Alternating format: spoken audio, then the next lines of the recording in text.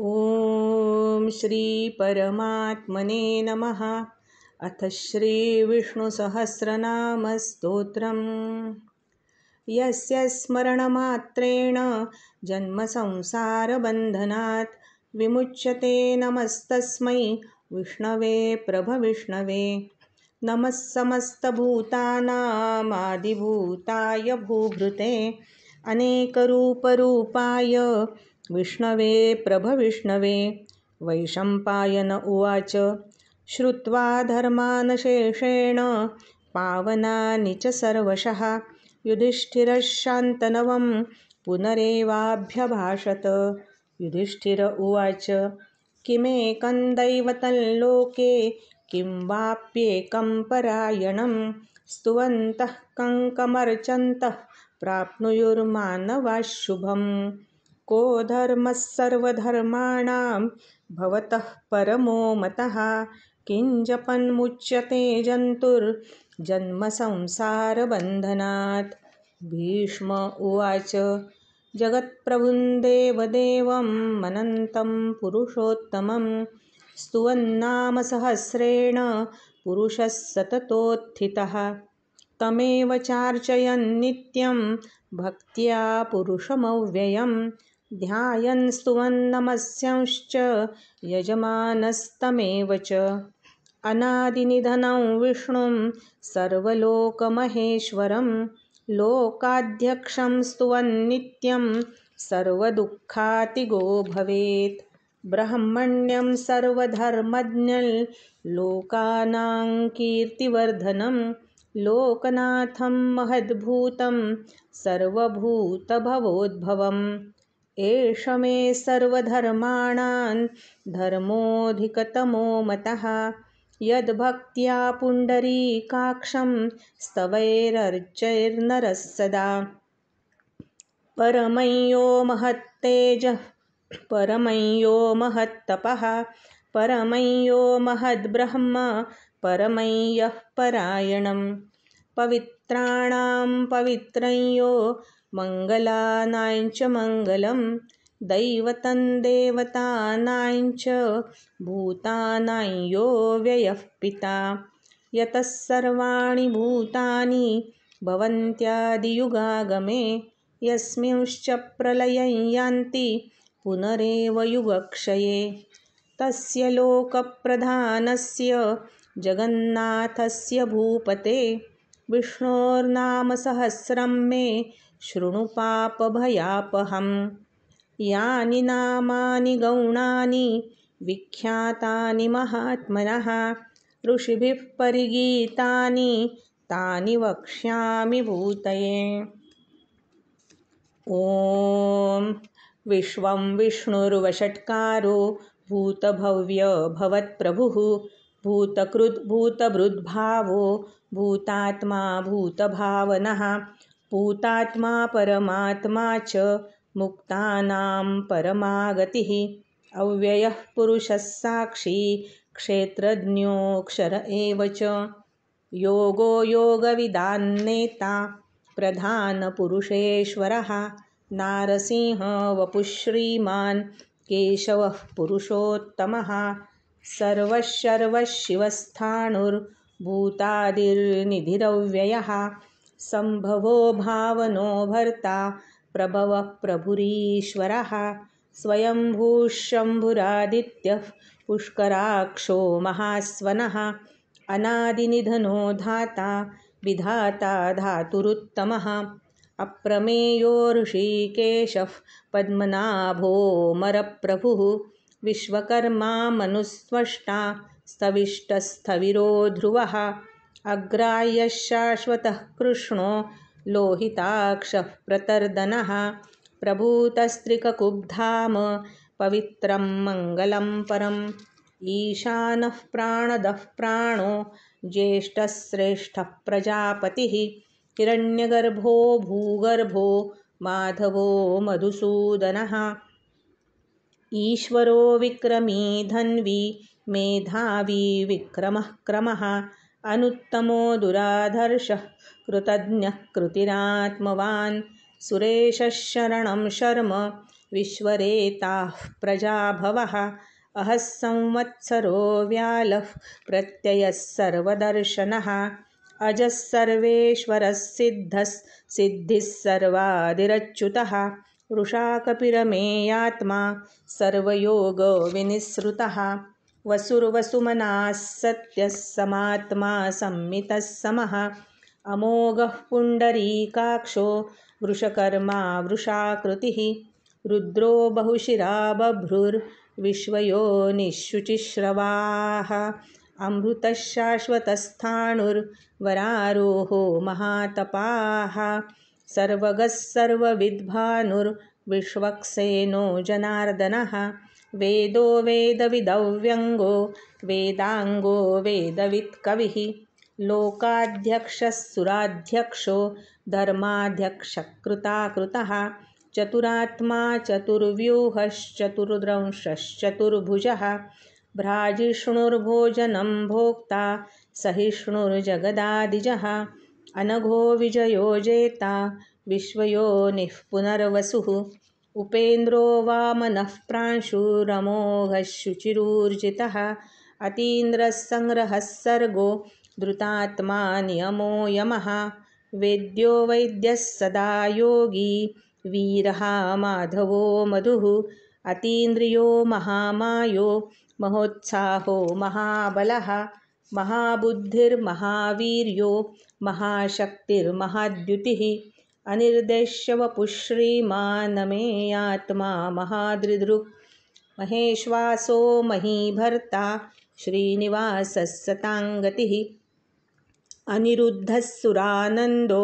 गोविन्दो गोविदाम्पतिः मरीचिर्दमनो हंसः सुपर्णो भुजगोत्तमः हिरण्यनाभः सुतपाः पद्मनाभः प्रजापतिः अमृत्युः सर्वदृक्सिंहः सन्धाता सन्धिमान् स्थिरः अजो दुर्मर्षणः शास्ता विश्रुतात्मा सुरारिः गुरुर्गुरुतमो धाम सत्यः सत्यपराक्रमः निमिषो निमिषस्रग्वी वाचस्पतिरुदारधीः अग्रणीर्ग्रामणिः श्रीमान्यायो नेता समीरणः सहस्रमूर्धा विश्वात्मा सहस्राक्षः सहस्रपात् आवर्तनो निवृत्तात्मा संवृतः सम्प्रमर्दनः अहः संवर्तको वह्निर्निलो धरणीधरः सुप्रसादः प्रसन्नात्मा विश्वधृक् विश्वभुग् विभुः सत्कर्ता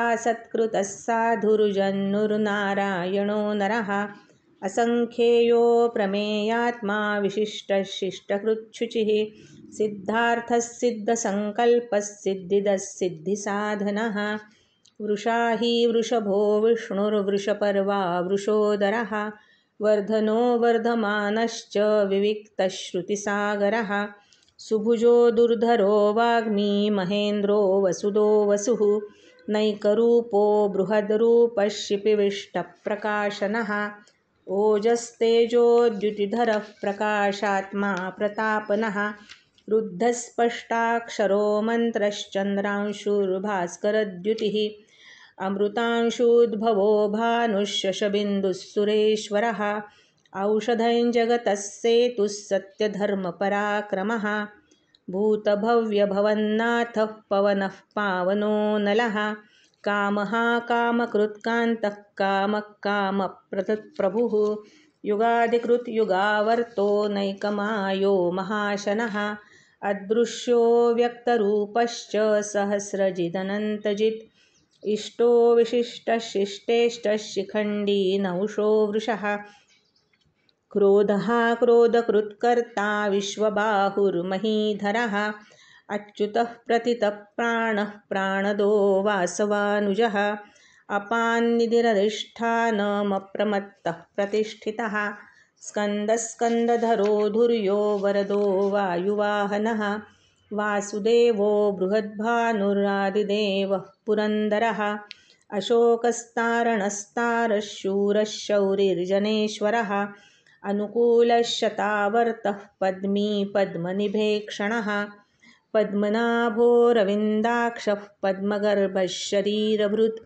महर्धिरुद्धो वृद्धात्मा महाक्षो गरुडध्वजः अतुलशरभो भीमः समयज्ञो हविर्हरिः सर्वलक्षणलक्षण्यो लक्ष्मीवान् समितिञ्जयः विक्षरो रोहितो मार्गो हेतुर्दामोदरः सहः महीधरो महाभागो वेगवानमिताशनः उद्भवक्षोभणो देवः श्रीगर्भः परमेश्वरः करणं कारणं कर्ता विकर्ता गहनो गुहः व्यवसायो व्यवस्थानः संस्थानस्थानदो ध्रुवः परर्धिः परमस्पष्टस्तुष्टः पुष्टः शुभे क्षणः रामो विरामो विरजो मार्गो नेयो नयो नयः वीरः शक्तिमतां श्रेष्ठो धर्मो धर्मविदुत्तमः वैकुण्ठः पुरुषः प्राणः प्राणदः प्रणवपृथुः हिरण्यगर्भः शत्रुघ्नो व्याप्तो वायुरधोक्षजः ऋतुस्सुदर्शनः कालः परमेष्ठी परिग्रहः उग्रः संवत्सरो दक्षो विश्रामो विश्वदक्षिणः विस्तारस्थावरस्थाणुः प्रमाणं बीजमव्ययम् अर्थोऽनर्थो महाकोशो महाभोगो महाधनः अनिर्विण्णस्थविष्टो भूर्धर्मयूपो महामखः नक्षत्रनेमिर्नक्षत्री क्षमः क्षामः समीहनः यज्ञ इज्जो महेज्यश्च क्रतुः सत्रं सताङ्गतिः सर्वदर्शी विमुक्तात्मा सर्वज्ञो ज्ञानमुत्तमं सुव्रतः सुमुखः सूक्ष्मः सुघोषः सुखदः सुहृद् मनोहरो जितक्रोधो वीरबाहुर्विदारणः स्वापनस्ववशो व्यापी नैकात्मा नैककर्मकृत् वत्सरो वत्सलो वत्सी रत्नगर्भो धनेश्वरः धर्मगुप्धर्मकृद्धर्मी सदसत्क्षरमक्षरम् अविज्ञाता सहस्रांशुर्विधाता कृतलक्षणः गवस्तिनेमिः सत्त्वस्थः सिंहो भूतमहेश्वरः आदिदेवो महादेवो देवेशो देवहृद्गुरुः उत्तरो गोपतिर्गोप्ता ज्ञानगम्यः पुरातनः शरीरभूतभृद्भोक्ता कपीन्द्रो भूरिदक्षिणः सोमपोऽमृतपः सोमः पुरुजित्पुरुषत्तमः विनयो जयः सत्यसन्धो दाशार्हः सात्वतां पतिः जीवो विनयिता साक्षी मुकुन्दोऽमितविक्रमः अम्भोनिधिरनन्तात्मा महोदधिशयोऽन्तकः अजो महार्हः स्वाभाव्योजितामित्रः प्रमोदनः आनन्दो नन्दनो नन्दः सत्यधर्मा त्रिविक्रमः महर्षिः कपिलाचार्यः कृतज्ञो मेदिनीपतिः त्रिपदस्त्रिदशाध्यक्षो महाशृङ्गः कृतान्तकृत् महावराहो गोविन्दः सुषेणः कनकाङ्गदी गुह्यो गभीरो गहनो गुप्तश्चक्रगदाधरः वेदास्वाङ्गोजितः कृष्णो दृढः सङ्कर्षणोच्युतः वरुणो वारुणो वृक्षः पुष्कराक्षो महामनाः भगवान् भगहानन्दी वनमाली हलायुधः आदित्यो ज्योतिरादित्यः सहिष्णुर्गतिसत्तमः सुधन्वाखण्डपरशुर्दारुणो द्रविणप्रदः दिविस्पृक्सर्वदृग्व्यासो वाचस्पतिरयो निजा त्रिसामासामगः साम निर्वाणं भेषजं विशक् सन्न्यासकृच्छमशान्तो निष्ठा शान्तिः परायणं शुभाङ्गः शान्तिदस्रष्टा कुमुदः कुवलेशयः गोहितो गोपतिर्गोप्ता वृषभाक्षो वृषप्रियः अनिवर्ती निवृत्तात्मा संक्षेप्ता क्षेमकृच्छिवः श्रीवत्सवक्षा श्रीवासः श्रीपतिः श्रीमताम्बरः श्रीदश्रीशश्रीनिवासः श्रीनिधिः श्रीविभावनः श्रीधरः श्रीकरः श्रेयः श्रीमान् लोकत्रयाश्रयः स्वक्षस्वङ्गः शतानन्दो नन्दिर्ज्योतिर्गणेश्वरः विजितात्मा विधेयात्मा सत्कीर्तिश्चिन्नसंशयः उदीर्णः सर्वतश्चक्षुरनीशः शाश्वतस्थिरः भूषयो भूषणो भूतिर्विशोकः शोकनाशनः अर्चिष्मानर्चितः कुम्भो विशुद्धात्मा विशोधनः अनिरुद्धो प्रतिरथः प्रद्युम्नो मितविक्रमः कालनेमिनिहावीरः शौरिशूरजनेश्वरः त्रिलोकात्मा त्रिलोकेशः केशवः केशिहा हरिः कामदेवः कामपालः कामीकान्तः कृतागमः अनिर्देश्यवपुर्विष्णुर्वीरोऽनन्तो धनञ्जयः ब्रह्मण्यो ब्रह्मकृद्ब्रह्मा ब्रह्मविवर्धनः ब्रह्मविद्ब्रह्मणो ब्रह्मी ब्रह्मज्ञो ब्राह्मणप्रियः महाक्रमो महाकर्मा महातेजा महोरगः महाक्रतुर्महायज्वा महायज्ञो महाहविः स्तव्यस्तवप्रियस्तोत्रं स्तुतिस्तोतारणप्रियः पूर्णः पूरयिता पुण्यः पुण्यकीर्तिरनामयः मनोजवस्तीर्थकरो वसुरेता वसुप्रदः वसुप्रदो वासुदेवो वसुर्वसुमना हविः सद्गतिः सत्कृतिः सत्ता सद्भूतिः सत्परायणः शूरसेनो यदुश्रेष्ठः सन्निवासः सुयामुनः भूतावासो वासुदेवः सर्वासु निलयो नलः दर्पः दर्पदो दृप्तो दुर्धरोऽथा पराजितः विश्वमूर्तिर्महामूर्तिर्दीप्तमूर्तिरमूर्तिमान् अनेकमूर्तिरव्यक्तः शतमूर्तिः एकोनैकः सवक्कः किं यत्तत्पदमनुत्तमं लोकबन्धुर्लोकनाथो माधवो भक्तवत्सलः सुवर्णवर्णो हेमाङ्गो वराङ्गश्चन्दनाङ्गदी वीरः विषमशून्यो घृताशीरचलश्चलः अमानीमानदो मान्यो लोकस्वामी त्रिलोकधृक् सुमेधा मेधजो धन्यः सत्यमेधाधराधरः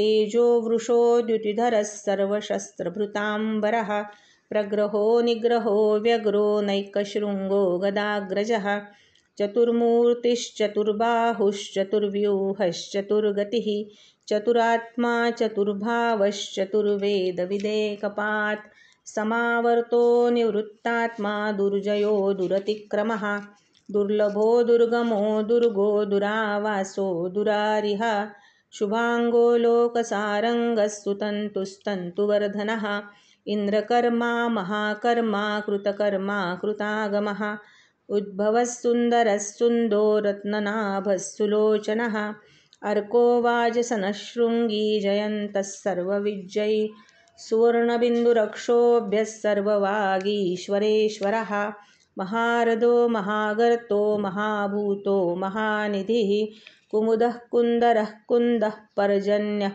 पावनोऽनिलः अमृताशोऽमृतवपुः सर्वज्ञः सर्वतोमुखः सुलभः सुव्रतः सिद्धः शत्रुजिच्छत्रुतापनः न्यग्रोधोदुम्बरोऽश्वत्थश्चाणूरान्ध्रनिषूदनः सहस्रार्चिः सप्तजिह्वः सप्तैधाः सप्तवाहनः अमूर्तिननगोचिन्त्यो भयकृद्भयनाशनः अणुर्बृहत्कृशस्थूलो गुणभृन्निर्गुणो महान् अधृतस्वधृतस्वास्यः प्राग्वंशो वंशवर्धनः भारभृत्कथितो योगी योगीशः सर्वकामदः आश्रमश्रमणः क्षामः सुपर्णो वायुवाहनः धनुर्धरो धनुर्वेदो दण्डो दमयिता दमः अपराजितः सर्वसहो नियन्ता नियमो यमः सत्त्ववान् सात्विकः सत्यः सत्यधर्मपरायणः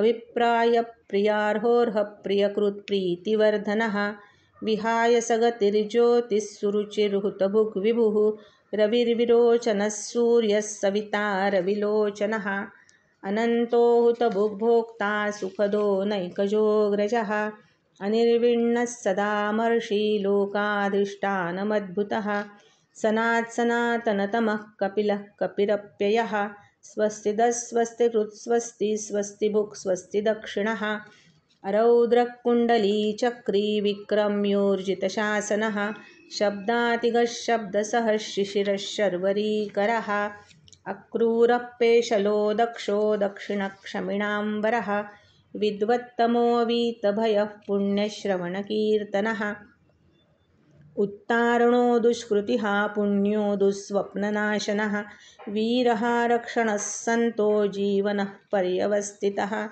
अनन्तरूपोऽनन्तश्रीर्जितमन्युर्भयापहः चतुरस्रो गभीरात्मा विदिशो व्यादिशो दिशः अनादिर्भूर्भुवो लक्ष्मीः सुवीरो रुचिराङ्गदः जननो जनजन्मादिर्भीमो भीमपराक्रमः आधारनिलयो धाता पुष्पः सः प्रजागरः ऊर्ध्वगः सत्पथाचारः प्राणदः प्रणवप्पणः प्रमाणं प्राणनिलयः प्राणभृत् प्राणजीवनः तत्त्वं तत्त्वविदेकात्मा जन्ममृत्युजरातिगः भूर्भुवस्वस्तरुस्तारः सविता प्रपितामहः यज्ञो यज्ञपतिर्यज्वा यज्ञाङ्गो यज्ञवाहनः यज्ञभृत् यज्ञकृत् यज्ञी यज्ञभुग् यज्ञसाधनः यज्ञान्तकृद् यज्ञगुह्यं मन्नमन्नाद एव च आत्मयोनिस्वयं जातो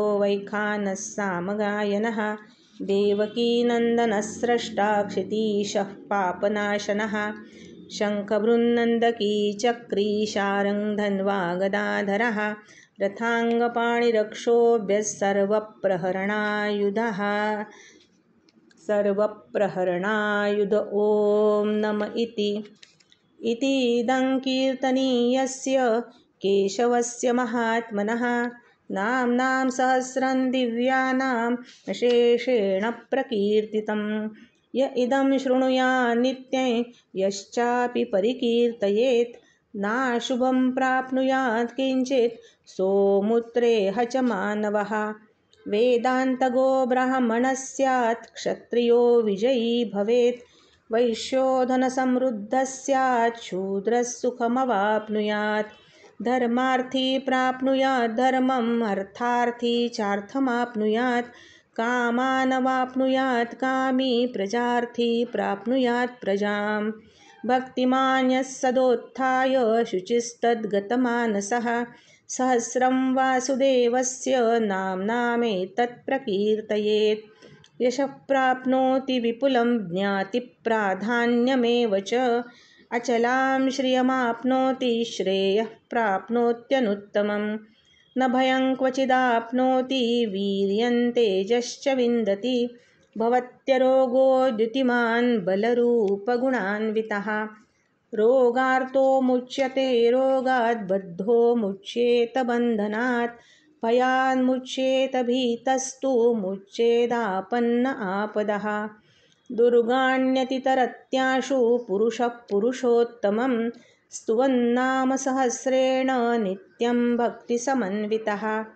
वासुदेवाश्रयो मर्त्यो वासुदेवपरायणः सर्वपापविशुद्धात्मा याति ब्रह्मसनातनं न वासुदेवभक्तानामशुभं विद्यते क्वचित् जन्ममृत्युजराव्याधि भयं नैवोपजायते इमं स्तवमधीयानः श्रद्धाभक्तिसमन्वितः युज्येतात्मसुखक्षान्तिः श्रीधृतिस्मृतिकीर्तिभिः न क्रोधो न च मात्सर्यन्न लोभो नाशुभा मतिः भवन्ति कृतपुण्यानां भक्तानां पुरुषोत्तमे द्यौस्तचन्द्रार्कनक्षत्राखन्दिशो भूर्महोदधिः वासुदेवस्य वीर्येण विधृतानि महात्मनः ससुरासुरगन्धर्वं स यक्षोरगराक्षसं जगद्वशे वर्ततेदं कृष्णस्य सचराचरम् इन्द्रियाणि मनोबुद्धिः सत्त्वं तेजो बलं धृतिः वासुदेवात्मकान्याहुः क्षेत्रं क्षेत्रज्ञ एव च सर्वागमानामाचारः प्रथमं परिकल्पते आचारप्रभवो धर्मो धर्मस्य प्रभुरच्युतः ऋषयः पितरो देवा महाभूतानि धातवः जङ्गमाजङ्गमञ्चेदं जगन्नारायणोद्भवं योगो ज्ञानं तथा साङ्ख्यं विद्याशिल्पादिकर्म च वेदाशास्त्राणि विज्ञानमेतत्सर्वं जनार्दनात् एको विष्णुर्महद्भूतं पृथग्भूतान्यनेकशः त्रीन् लोकान् व्याप्य भूतात्मा भुङ्क्ते विश्वभुगव्ययः। इमं स्तवं भगवतो विष्णोर्व्यासेन कीर्तितं पठेद्यैच्छेत् पुरुषश्रेयः प्राप्तुं सुखानि च। विश्वेश्वरमजं देवं जगतः प्रभवाप्ययं भजन्ति ये पुष्कराक्षं ते यान्ति पराभवम्। ॐ तत्सदिति श्रीमहाभारते शतसाहस्र्यां संहितायां वैयासिक्यामनुशासनिके पर्वणि भीष्मयुधिष्ठिरसंवादे श्रीविष्णोर्दिव्यसहस्रनामस्तोत्रम्। हरिः ॐ तत्सत्। हरि ॐ तत्सत्। हरिः ॐ तत्सत्। श्रीकृष्णार्पणमस्तु।